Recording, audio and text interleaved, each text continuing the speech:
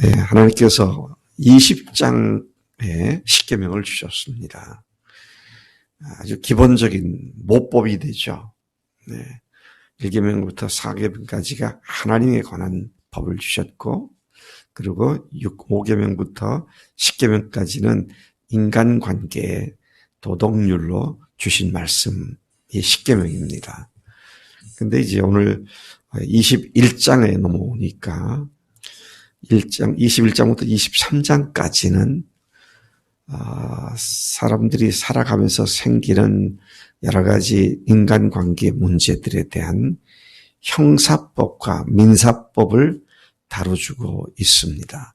여러 케이스들을 말하면서 이럴 경우에는 이렇게 하고 책임을 묻고 그 사람을 죽이고 또는 죽은 소를 반반씩 나누라든지 여러 가지 말씀을 해주고 있음을 보게 됩니다. 자, 1절부터 11절까지 어제 말씀은 종에 대한 법을 말씀을 하셨는데 오늘 이 본문 말씀 보면 크게 두 부분으로 나눌 수 있는데 12절부터 27절까지는 폭행에 관한 법입니다. 폭행을 행해서 발생하는 문제들을 어떻게 해결을 해야 되느냐. 그 다음에 28절부터 36절까지는 짐승이 사람을 죽이거나 상하게 만들면 그 임자가 그것들을 다 배상해야 한다. 그래서 27절까지는 예를 들면 폭행으로 말하면 상해나 죽음, 여기에 대한 배상과 책임 묻는 일. 그리고 28절부터 36절까지는 짐승이 사람을 들이받거나 물어서 상하게 되면 거기에 대해서 임자가 어떻게 책임을 져야 되느냐. 그러니까 그에게는 죄가 있다. 그를 죄는 면하리라. 형벌을 면하리라. 자, 이런 것들은 우리가 형법과 관계된 이야기고요. 갚아라, 배상해라. 또 그렇게 하는 건 다 민사에 관한 그런 이야기죠. 하나님께서 한 국가로서 이스라엘과 언약을 맺으신 것이 출애굽기 19장이죠. 그리고 20장에 십계명을 주셨고 21장부터 23장까지 사람들 간에 생겨나는 문제들을 공정하고 정의롭게 평등하게 해결할 수 있는 기준을 제시해 준 것이다. 그렇게 우리가 본문을 근본적으로 크게 이해할 수가 있습니다. 살인자에 관하여, 폐륜아에 관하여, 납치범에 관하여서 폭행과 상해자에 대해서 종의 신체적 피해를 입히거나 낙태를 가하는 낙태 가해자 등에 관한 율법들이 27절까지 다루고 있는 말씀입니다. 살인에 관한 법은 앞에 우리 부모를 공경하라가 제5계명이죠. 그 다음에 살인하지 말라. 부모를 공경하는 것 다음으로 살인을 얘기하고 있는데 오늘 여기 보니까 살인부터 얘기를 합니다. 아주 하나님께서 생명을 소중히 여기시는데 살인에 관한 계명을 구체적으로 말씀하시죠. 근데 이 살인한 자에 대한 처벌과 해법에 있어서 가장 원칙적으로 중요한 것은 살인하는 방법과 의도성이 뭐냐, 의도가 있었느냐 없었느냐, 어떻게 사람을 죽였느냐를 가지고 그 사람의 살인에 대한 형벌을 결정짓도록 하는 그런 기준을 지금 여기서 얘기하고 있습니다. 의도를 가지고 살인한 자는 반드시 죽여라 그랬습니다. 또 고의가 아닌 실수로 살인하는 자들은 그렇게 죽이지 말고 도피 장소를 마련해 주고 그곳에서 그가 살인자, 고의적인 살인자와 달리 살 수 있는 기회를 줘라. 이게 나중에 하나님께서는 그 이스라엘이 가나안 땅에 정착했을 때 도피성을 만드셨죠. 그래서 이스라엘 전역의 6군데에다가 도피성을 만들어서 실수로 사람을 죽였을 때에 그 살해당한 피해자의 가족이 얼마나 원한 맺히겠습니까? 근데 그들의 무분별한 공격으로 실수로 사람 죽인 사람까지 죽게 하지는 말아야 한다. 그런 의미로 주님께서 이런 말씀을 하고 계시는 것이죠. 또 그러나 계획적으로 준비해 사람을 죽인 경우는 그가 여호와의 단에 있더라도 뭡니까? 하나님의 거룩한 장소, 하나님의 단으로 피해서 하나님께 피한다 하더라도 반드시 끌어내 잡아 죽여라.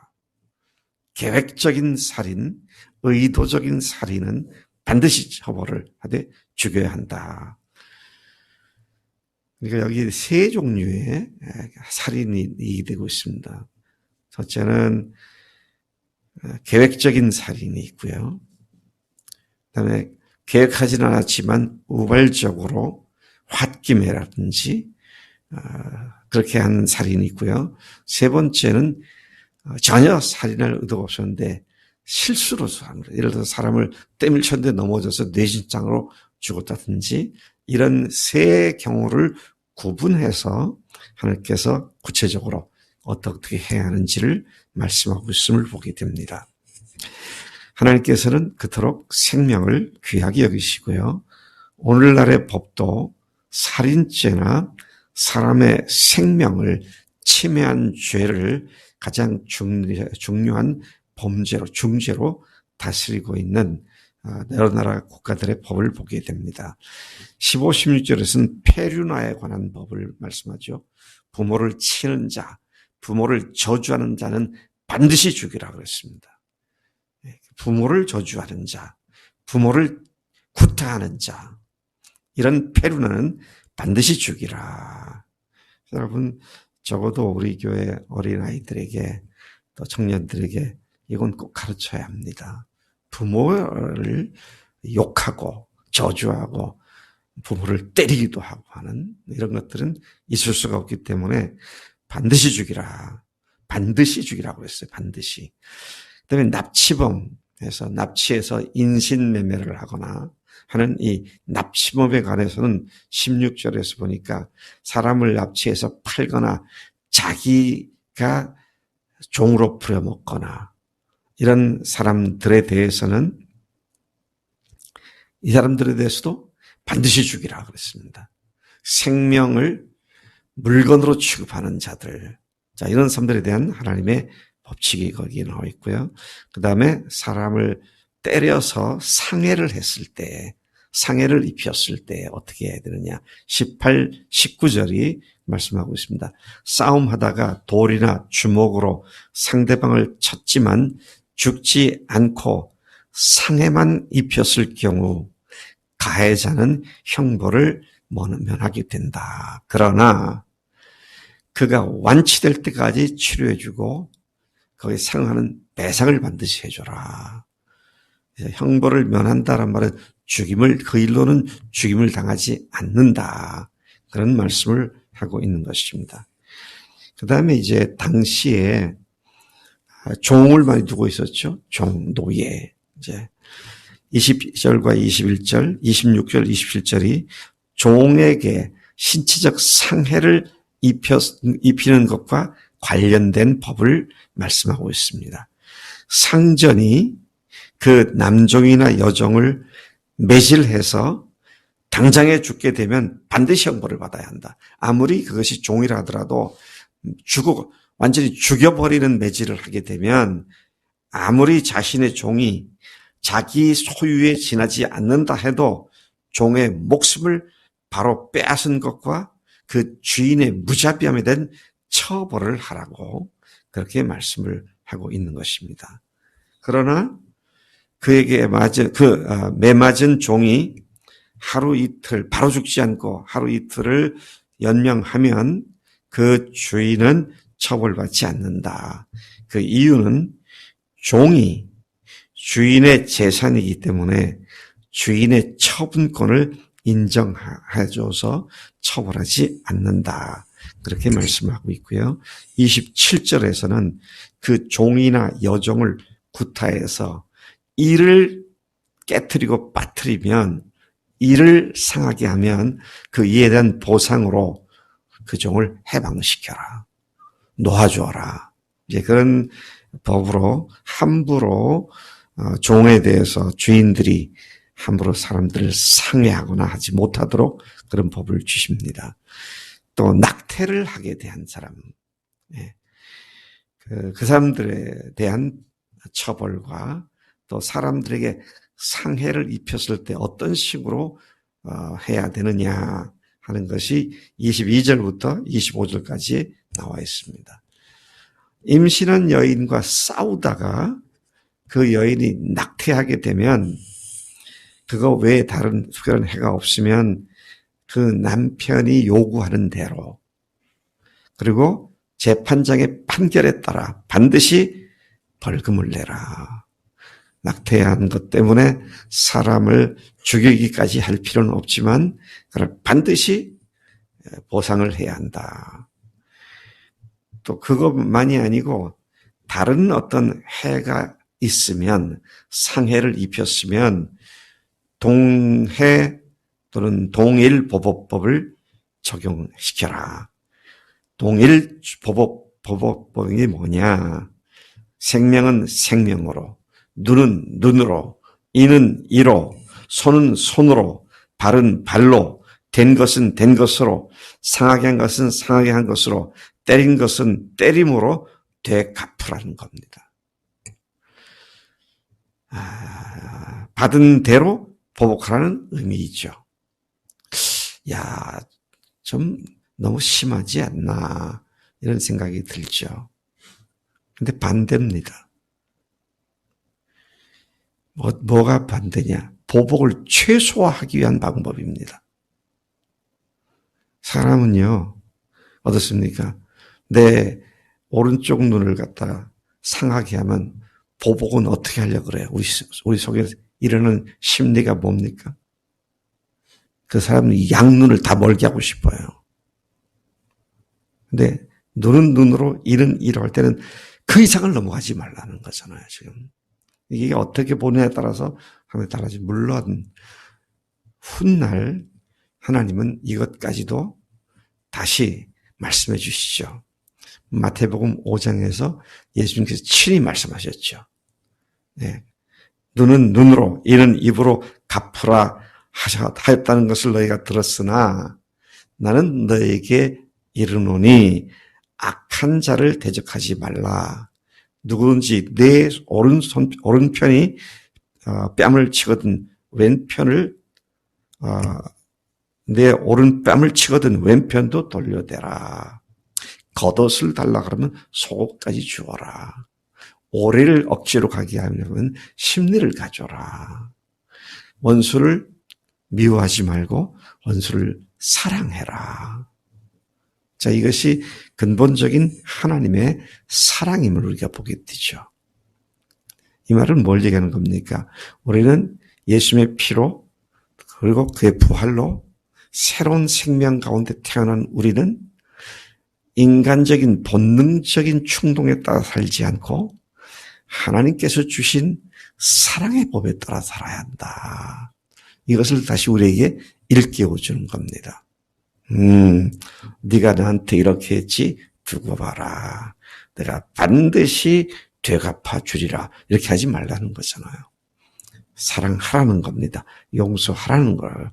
저 원수를 가서 저주하지 말고 축복하라는 것이 하나님의 근본 사람들에 대한 태도인 것을 말씀하고 있는 것이죠. 그 다음에 이제 소임자에 대한 말을 하고 있는데요. 28절부터 36절까지가 그걸 말하고 있습니다. 근데 소가 특히 황소가 뿔로 사람을 봤잖아요.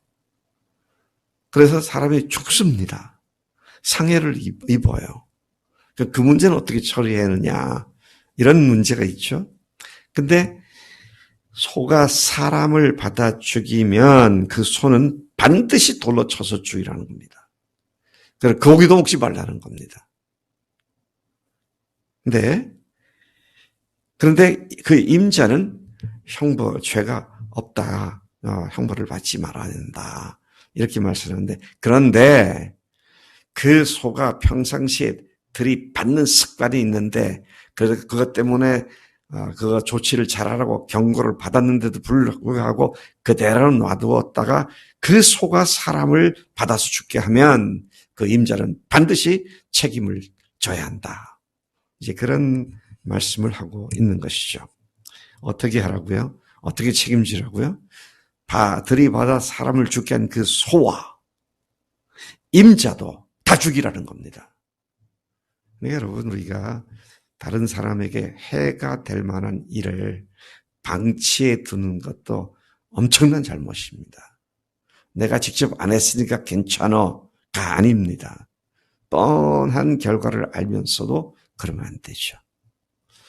제가 어제 늦게 집에 들어가서 하루 종일 묶여있던 우리 개들을 안 돼서 풀어줬어요. 한 5시쯤 풀어줬나? 그랬어요. 그리고 들어올 때 개 묶는 걸 깜빡 잊었어요. 근데 새벽에 4시에 개들이 막 짖더라고. 짖는 소리가 들리는 위치가 개 집에 묶여있는 위치가 아니라 앞마당 끝쪽에서 소리가 나. 아차, 내가 묶지를 않았구나. 그래가지고 4시에 불 켜고 나가서 개들을 갖다 묶었죠. 근데 만일 그 개들이 담을 뛰어넘어서, 요즘 김장밭에 한참 무나 배추가 어린 싹이 올라 자라잖아요. 그걸 돌아다니면서 짓밟아 나서 남의 밭을 망쳤다. 우리 개가 그랬다. 그러면 저는 어떻게 해야 합니까? 김장값 다 내려놓아야 돼. 김장 재료, 배추, 무 다 배상해야 돼요. 주인이 책임을 안 졌잖아요. 잘못했으니까. 이제 그런 하나님의 말씀이 오늘 그런 소들에 대해서 말씀을 하고 있습니다. 또 소가 다른 사람의 소를 들이받아서 죽였을 경우, 그때는 그 받은 소는 살아있잖아요. 살아있는 소를 상해 입은 소의 주인한테 주고 죽은 소는 그 사람이 가져가라. 이제 그런 법도 끝에 있는 것을 보게 됩니다. 또 구덩이를 파서 덮지 않아서 짐승이 거기 빠져 죽었다. 그러면 그 구덩이 주인이 짐승의 임자에게 돈을 주고 보상한 뒤에 죽은 짐승은 그가 가져라. 이제 이런 법까지 말씀을 해주고 있습니다. 자, 이런 것들은 예나 지금이나 인간 사회 속에서 자주 발생할 수 있는 일이죠.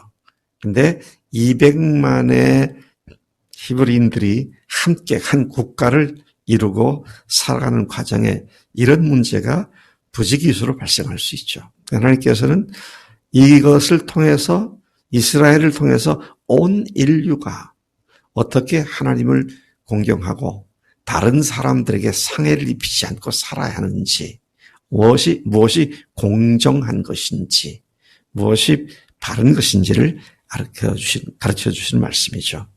오늘의 하나님의 그 공평하심과 정의로움은 오늘도 여전합니다. 그런데 우리에게는 하나님께서 갚지 말고 사랑하라고, 사랑으로 원수를 갚으라고 그렇게 말씀하십니다. 그렇게 살 수 있습니까? 정경래 자매, 그렇게 살 수 있어요? 주님이면 가능하죠. 주님이면 다 됩니다. 순종하면 끝입니다. 여러분, 이런 원리를 이렇게 우리 주셨기 때문에, 그래서 우리가 성령의 사람들이잖아요. 부활하신 예수님을 주인으로 믿었을 때에 성령을 보내주셨는데, 성령께서 우리에게 능력 주시지 안에서 내가 모든 것을 할 수 있다는 그 말씀이 오늘 이 말씀으로 살게 해주는 하나님의 능력인 줄로 믿습니다. 하나님 아버지 감사합니다. 이 아침에 저희들의 기본 도덕 윤리적인 규칙이 사랑인 것을 오늘 다시 한번 우리에게 일깨워주시니 감사합니다.